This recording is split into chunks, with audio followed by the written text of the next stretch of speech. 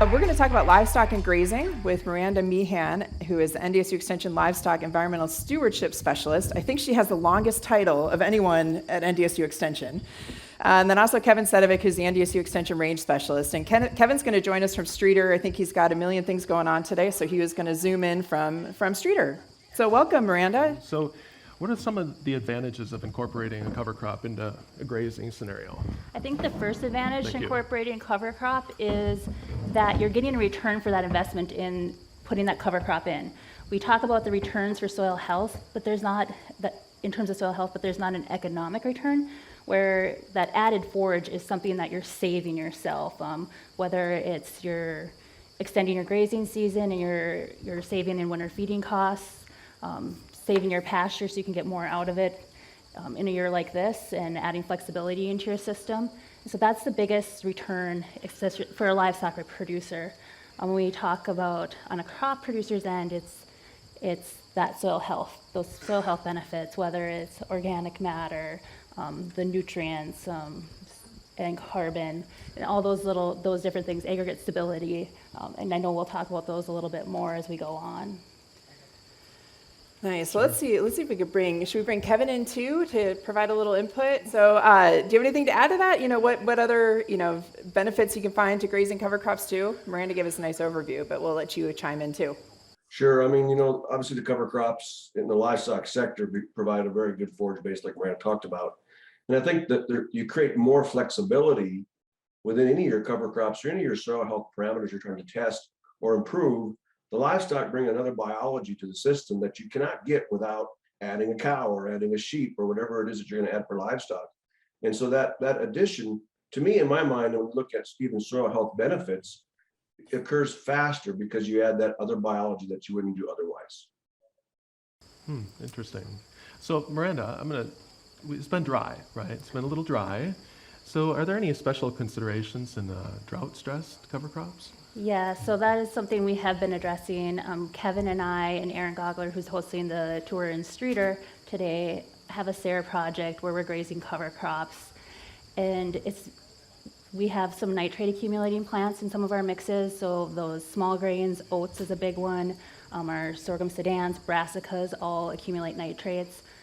And then also we have those prussic acid concerns with our sorghum sedans as well. And so testing those before we graze, and it's been all over the board. We've had some, it really depends on what's the management history of that piece of property, what's fertilizer applied with it when it was planted, or in pastures with the past crop. And so some of them have come back perfectly acceptable and we've started grazing. Other ones have been not good, unacceptable for grazing at this point. But one thing with those is that as those plants mature, the nitrates will become reduced. And so we've been waiting, we've retested on some of those, and they're acceptable. We're able to graze those. But just being aware of those risks and submitting a sample. We do targeted sampling and just select those nitrate accumulating plants, those plants that have some toxicity issues, and submit those to a lab. We use the veterinary diagnostic lab at NDSU, but you could use any forage testing lab to have those tests ran. And so you know what you're dealing with, know the risks. And we know that it's a mix and that may reduce the risk, but we also know that cows like our brassicas, they'll go through there, they'll pick those out first. And so if those have nitrates, we have been holding off on grazing those because we just don't want to lose any animals when we're out there grazing those cover crops. How much more of a concern is it in a drought? I mean, do you see this every year or concern like this every year? There's always a little bit of a risk concern, especially when you're in a cropping system and we have those extra nutrients being applied. But in a drought, when plants are drought stressed, it impacts how they uptake those nutrients and that nitrogen, and so they tend to accumulate more of it in the plant, and so that risk is higher in a drought year. Another thing to be aware of is, since we did actually get some moisture recently, thankfully, is that actually nitrates can increase after we get a little bit of moisture because we actually need some moisture for that plant to uptake those nutrients. And so being aware of that and just testing, test everything. It is kind of our rule of thumb on the livestock end of things during this drought. Know what you're working with, know what you're feeding your animals so you can feed it safely. So say you don't want to graze it, could you hay it or something like that and then dilute those effects? Yes, so that is one option. With brassicas, it's difficult to get them to dry down to hay them, but you could hay them and we can mix off forages, mix it with a different forage if you've hayed it and you're feeding it as part of a total mixed ration. The other thing is if you do a baleage, depending what species you have, that when you have that ensiling process, it will reduce the nitrates. It can reduce nitrates up to 50%, depending on how well you do things and how well it's managed. So there are some different options as well. Okay. Yeah. Well, I mean, sticking with the drought a little bit, is there still time to plant a cover crop? Is it worth it in a drought year like this? And maybe that's for you or Kevin. Yeah, I'll start and I'll let Kevin fill in any gaps. So we talked about this yesterday during our drought call, and we're out of time. It's not worth the investment of a warm season cover crop of any sort right now. We just don't have the window to get the growth we would need for something to graze this fall yet. However, with the recent moisture we've got, and there's some moisture in the next week outlook, it might be a good opportunity to plant some of those winter cereals so that we can reduce some of the pressure to those pastures that we know got overgrazed this summer. So doing something like a winter rye, a triticale, a winter wheat if you're haying. And I know Kevin's done some research at Streeter on these different species and how they should be best utilized. So Kevin, I'll turn it over to you to fill in with some of that research. Sounds good. Thanks, Miranda.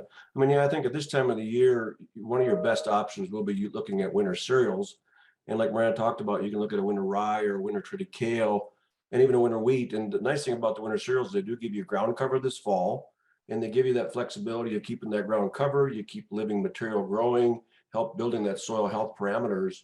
And that gives you a great option for next spring. I mean, if we come into next spring and we're still dry, these winter cereals will be a great opportunity to do some grazing in the month of May. Even if you're a farmer and you're producing a crop after that, you can go in there and graze those winter cereals early in May to mid-May and still follow that with a soybean crop. If you do run a lot of livestock, you could graze those winter cereals even into mid-June, provide flexibility of following that with another cover crop for another hay crop. If you know you're going to graze it, the winter rye and the winter triticale are your best options. If you know you're going to hay it, so you're looking at haying in mid-June, the winter wheat is really your best option because it gives you more biomass later in the season. It also gives you a higher quality feed. And so it comes down to what the producer wants to use for that land next spring. But I think the winter cereals are a phenomenal option that I think most of our producers, if you're looking at soil health and livestock, is going to be a great opportunity to add feed to those livestock operations for next spring. Okay, so keeping it cheap, Kevin, that's what you're saying? Yeah, and we've tested the winter rye, the cost and the production. And I was always a little bit leery on winter rye versus winter triticale. And it's amazing. Winter rye is by far your cheapest opportunity because your seed costs are lower. It's probably higher producing. It's your earliest maturing. So your flexibility in adding a crop or a grazing component is always highest with the rye. And so to me, the winter wheat is really your best option if you know you want to hay it in that month of June, and then follow it with another either a grazing option like a full season cover crop, or another forage type like a foxtail millet or a sorghum sudan.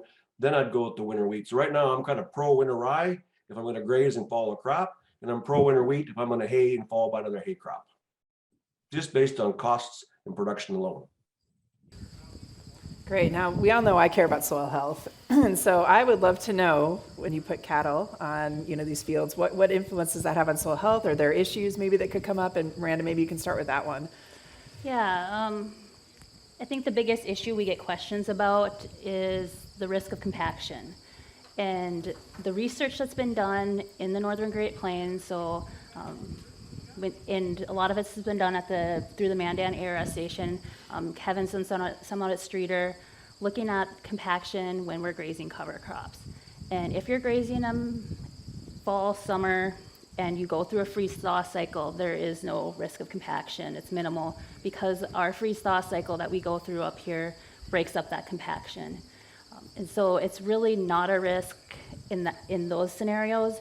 The one place that would be a risk is if our ground's saturated this spring and we're grazing this spring when it's saturated and we we don't have that freeze-thaw cycle we're going to go through before we put a crop in. Other things, I mean, it's like Kevin kind of alluded to this, is that animals out there, they speed up the nutrient cycle and they speed up breaking down that carbon and the residue in that plant. And so it actually increases the efficiency of how that system's working because they're breaking down the nutrients, they're making them available sooner for our plants versus if we're waiting for that organic matter to break down in the soil by itself. And so I don't know of any negatives beyond the risk of compaction. I mean, I think we talk about negatives, it's more of an infrastructure issues and things like that we can talk about a little bit more later. Kevin, what are your thoughts? Yeah, I agree with exactly what you said. And the other benefit we tend to see, because you're right, compaction is probably the only negative, and you can deal with the compaction if you graze at the right time. But the added fertility that you get from not only the manure, but also the urine that's released as a fast release nitrogen that you can get fairly immediately in the system, where manure takes a little time to break down, but you eventually get that benefit. We've also shown in some trials here that grazing actually enhances soil aggregate stability versus not grazing at all, because you get there's something going on, and I don't know what the answer is, but there's something biologically going on that tends to increase aggregate stability. And we need to repeat that. We're repeating that study now with the SARA project, but in our earlier trials, we not only got the benefit of fertility, but we also got the benefit of soil health in terms of aggregate stability and size. So Kevin, I don't pretend to know a whole lot about cover crops or soil health, but let's say I want to get into that. So you have, you mentioned multiple different crops that you can use, different things that you're thinking about. But what do you do when you have a diverse mix with different seed sizes and things like that? How do you handle that? That's a great question, Sam. And the big issue out there now, and you'll see different stories come out on, you need a high diverse mix. You should have 20 species, 30 species. And I'm one of those that likes to start small. Everything costs money. Every species you add costs money. And so I'm more one to look at the 5 to 10 species mixes, because I can create a mix that's probably going to be under $20 an acre that provides the diversity for the soil health components, but also provides diversity within the forage base for the livestock. So you like a mixture of warm season crops and cool season crops. You like to have some legumes in there, and you like to have some forbs in there. And it depends on when you're going to seed them. So, a summer seeding or a full seeding cover crop can give you the greatest flexibility of adding different species, because you're going to take opportunity of capturing the moisture and the temperatures that favor a warm season or a cool season. When we get into the fall, and the big push in the past was always a cover crop following another crop. So you're looking at more of a July or August seeding. Then you're looking at some limitations, whether it's a warm season or even a legume. Your most expensive cost to any cover crop mix is going to be your legume. And so to me, the legume has to pay for itself. And in a full season cover crop, it does. But when we're seeding a legume in early August, the biomass we get from a legume oftentimes doesn't pay for itself. And the goal of any building of organic carbon and organic matter is biomass. If I can produce more biomass with a grass like a foxtail millet and then an oat, I can get enough biomass to create carbon that can eventually become organic matter. So I'm looking at more production as my driver, and the legume fits really in that full season, not so much very effectively in the fall season cover crops that we put in. Does that make sense? I think so. I think I got it. So what I'm trying to say is don't go crazy and put in 20, 30 species up front, because you may never be able to pay for some of those species. So start small, build your knowledge base when you do cover crops, and see what works for your land. Not every land base across the state is going to be favorable for certain species. And so grow into your cover crop.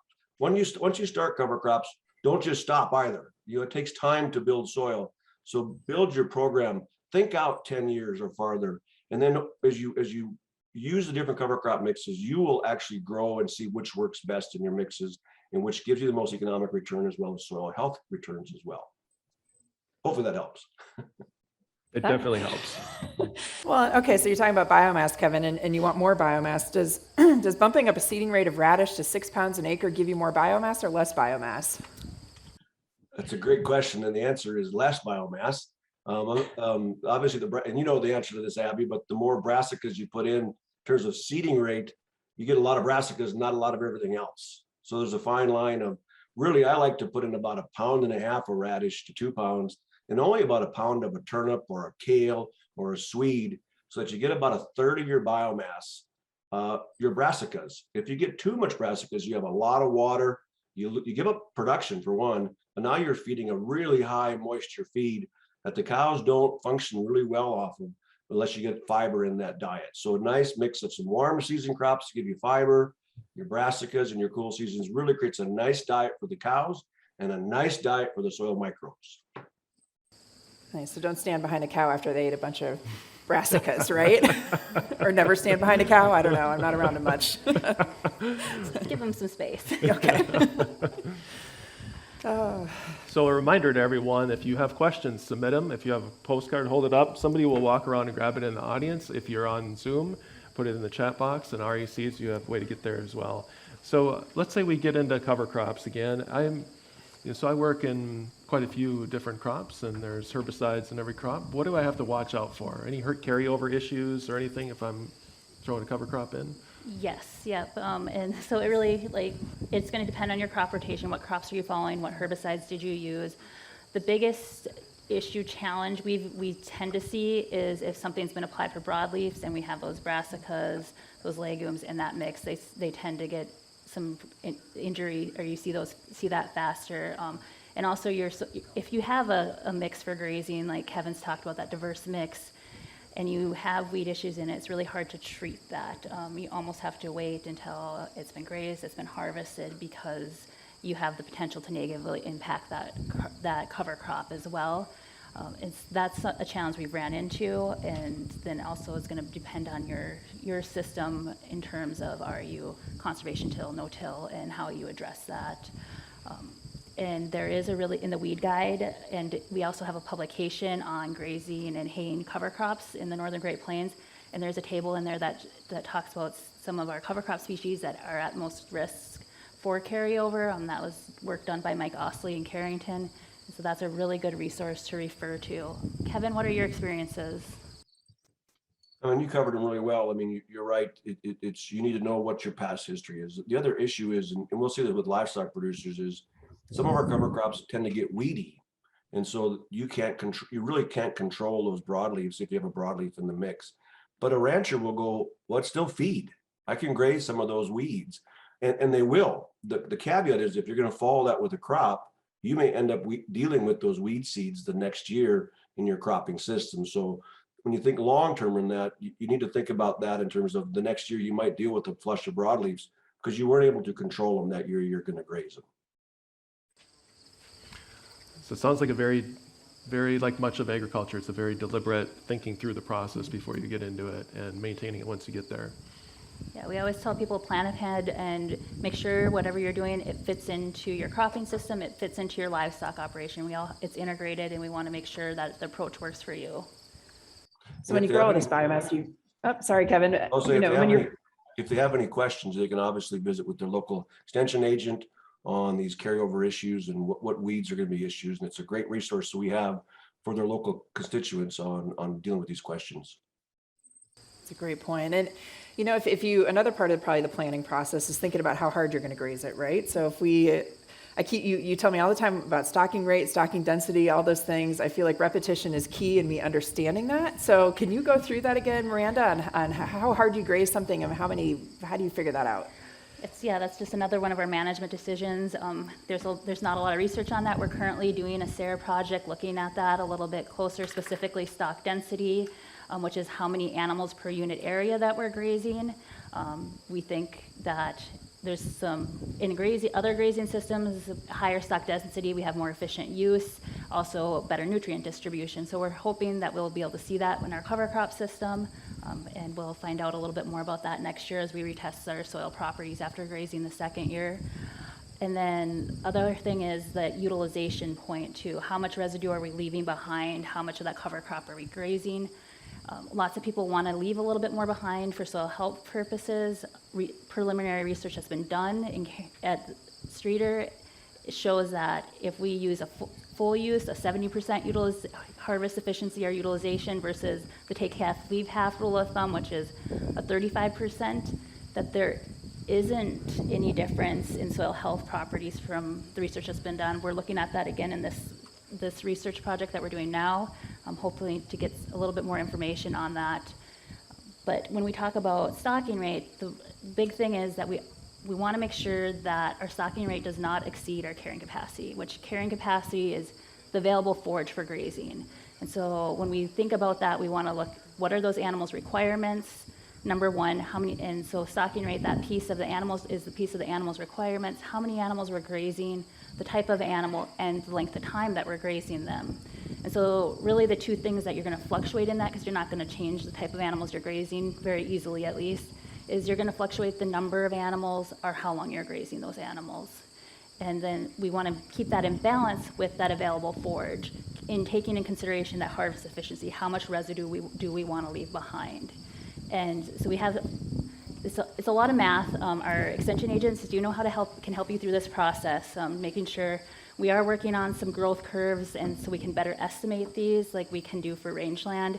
That data is just not out there, especially when we think about those mixes and the moisture content of some of our cover crop species. That adds an extra layer of complication. So when somebody calls us and says, well, how many cows can I put on this cover crop? There's a lot of things that depends on.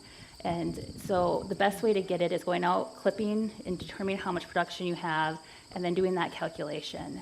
And we have an app that also, it's called the NDSU Grazing Calculator, that can help you calculate both stocking rate and carry capacity if you're planning on grazing your cover crops.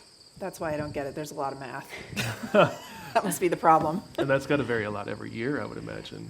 So, Geography, time, yeah. space, everything. And your soils, so location, a lot of things that are going to play into that. This year, we've seen on our SARE project about a 40% of production compared to what we've seen last year just because of the drought impacts. It's a lot. Yeah. It's a lot. So we got a question coming in. This is good because Sam and I are running out of questions, I think. I don't know. I've already exceeded my cover crop knowledge, so. Oh, let's see. We'll see how fast Brady can type back there. I'm going to put the pressure on him to put this question in.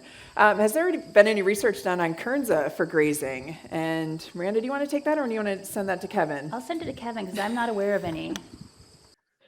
You know, Kearns has gotten to be a hot name of a plant the last couple of years, and there's not a lot of data on it. We haven't even seen much work of it done in the northern plains, but we'll see more and more of that come out because it's gotten to be a fairly hot commodity and it's got some value to it in the industry. But right now, we don't know the answer to where Kearns fits. We just know it probably will fit. It's just a matter of where it's at and the value in the market as a whole versus part of a cover crop or part of a crop by itself. But I do think they also asked the question on these perennials, and I think perennials are a great option that producers can look at besides just the annual cover crops. The caveat with perennials is you need to think long term. If you're going to invest in putting a perennial in for a cover crop, and it's really, the perennials are your best way to really build organic matter faster because you're putting in more roots below ground than an annual will ever do for you. But this is, now you're talking a 5-year strategy. Then how does that perennial fit into your cropping rotation or into your cover crop rotation? But it's one of those that we often do not talk about, but has value that producers should look at if they know they need to build organic matter. If you're starting a field out with organic matter at 1.4 or 1.5, you have a long ways to grow to get you back into that 3 range. And the perennials will do that faster for you, but you need to budget the time to do that. And then think about that, how you're going to do that in either a haying situation, grazing situation, and your crop rotation. So Kevin, with those perennials, do you just seed them and forget them, or do you need to manage them with a fertility plan, or how do we go about managing a perennial in our system? So that's a great question. And perennials are just a total different ball game. And you're basically taking crop ground, putting into a perennial, whether it's a perennial grass, a perennial legume, or a combination of grass and legumes, which is what I'd recommend. So you can build nitrogen as well with the legume. And then you need to be a good job of seeding it, get a good crop, and manage that crop so it actually gets its benefit. And fertility is one of those questions. Most of these perennials use a lot of nitrogen. And so a fertilizer program should also be thought about and put into your program to keep that perennial active, growing well, and productive. And it takes fertility to do that. Also, weed control. Have to deal with weed control in those new stands. You're going to create a new flush of weeds. Know what you're going to do for weed control. Just like anything else, Sam, you're managing it, whether it's an annual crop like a wheat or a corn, perennials are another crop. And you deal with them the same way with the other ones. Just know how that root dynamics really creates a new dynamic to the soil that an annual will not do for you. So a reminder, everyone, we've got a few minutes left, so if you have a question, send it in and we'll get it right up on the screen. I can ask another one about perennials. So we love perennials on salt-affected soils. And so, Miranda, are there things that we should be looking at maybe as an opportunity for using some of those perennials, or grazing them or haying them or something on some of those saline-affected areas? Definitely, and we talk about this when we've had some of our cafe talks, is if we can remove that hay it, graze it, remove that biomass, we're also going to remove some of those salts that those plants take up. Another positive is if we have excess nutrients, phosphorus, nitrogen in that system, the phosphorus will be taken away if we harvest and remove it. And so we know from other research that's been done, like in terms of riparian buffers, if those plants just decay and the phosphorus is released back into that system. So haying or grazing is a good way to remove that and remove some of those things that we're trying to get rid of in those systems. Okay, I love perennials on salt-affected areas. I used to see cover crops on them like repeatedly multiple times a year, and I never got anywhere, but just putting a perennial and being done with it was a great solution, especially if you can hay it or graze it or do something with it differently, actively manage it. Yeah, and we've been doing some research in terms of just not only the perennials for salt-affected areas, but for brine remediation. And if something can survive and germinate in brine, it can survive almost anywhere. And so we've had some pretty good responses with some of our grasses. The AC saltlander, our western wheatgrass, which is a native, have done pretty well in those settings. And so there are options that are suited for those situations, and they provide good forage as well. I was just going to say, I think, Abby, you're absolutely correct when it comes to these saline areas. And then there's another question on the chat on helping with landslide prone areas. I think perennials are really going to be your best option in both those scenarios to create some stability. To create stability, it takes roots. You get much better root dynamics with a perennial than you will an annual. And you got to think about fixing a landslide prone area or a saline area as a long-term problem and a long-term fix. Don't think you can fix it in a year or 2 years. Think long-term and actually fix it. And the perennials will be your greatest option in both those scenarios. Yeah, and just that relates a lot to some of the riparian research I've done, and those are very landslide, slumping prone. And so when we have species that are deeper rooted, they obviously stabilize those banks, they stabilize those areas better. And so that's one thing when you select species, you can look at rooting depth as well. And those our native grasses, our perennial grasses have really great root structure for those systems. Excellent.